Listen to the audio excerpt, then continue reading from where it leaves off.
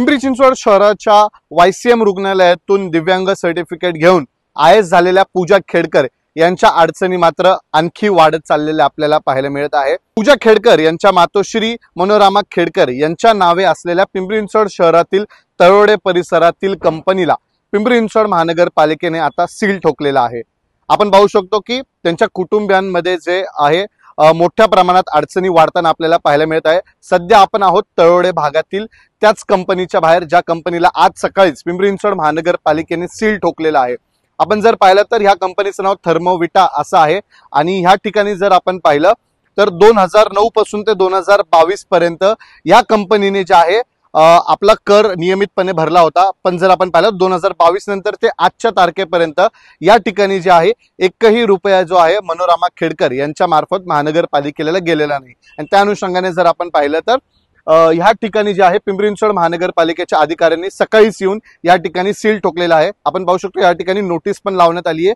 सदरची जी जागा आहे ती महापालिकेकडून सील करण्यात आली। जर ह्या ठिकाणी कोणीही हा सील तोडून आत जाण्याचा प्रयत्न केला तर त्यांच्यावर कायदेशीर कारवाई करण्यात येईल। आपण या ठिकाणी पाहू शकतो की जवळपास आतापर्यंत अतिरिक्त आयुक्त प्रदीप जांभळे पाटील यांनी दिलेल्या माहितीनुसार 2,77,000 इतक्या रुपयांचा जो आहे कर या ठिकाणी थकीत आहे। विशेष म्हणजे जे पूजा खेडकर यांनी दिव्यांग असल्याचं सर्टिफिकेट मिळवलं होतं त्या सर्टिफिकेटवर जे आहे ह्याच कंपनीचा ऍड्रेस देण्यात आला होता। त्यानंतर जर आपण पाहू शकतो की मोठ्या प्रमाणात त्यांच्या कुटुंबियांच्या अडचणी वाढलेल्या आहेत।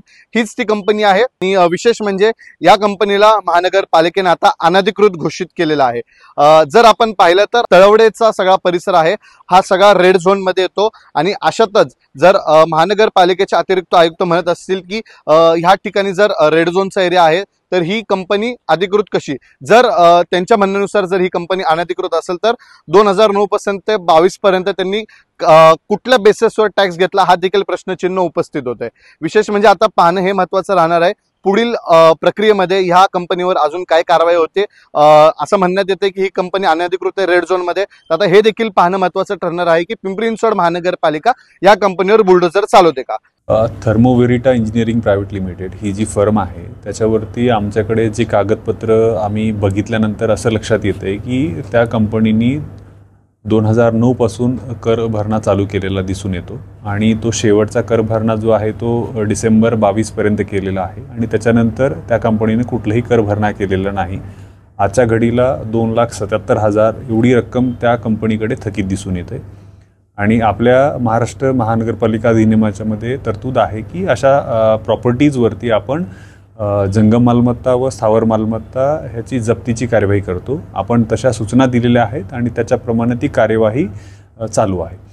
ते कंपनीचा पत्ता बघितल्यानंतर आपल्याला लक्षात येते की ज्योतिबा नगर तळवडे हा त्या कंपनीचा तो भाग आहे आणि त्या ठिकाणी तो पूर्ण भाग हा रेड झोनमध्ये येतो आणि त्या रेड झोनच्या भागामध्ये सर्वच ह्या ज्या फॅक्टरीज आहेत आणि किंवा आता जे चालू आहेत जे काही रहिवासी किंवा वाणिज्य इमारती असतील त्या अनधिकृत स्वरूपाच्या आहेत आणि आपल्याला याच्यामध्ये नियमानुसार कारवाई करता येईल। कॅमेरामॅन मनोज शिवराळसह प्रसन्न तरडे, आपला आवाज, पिंपरी चिंचवड।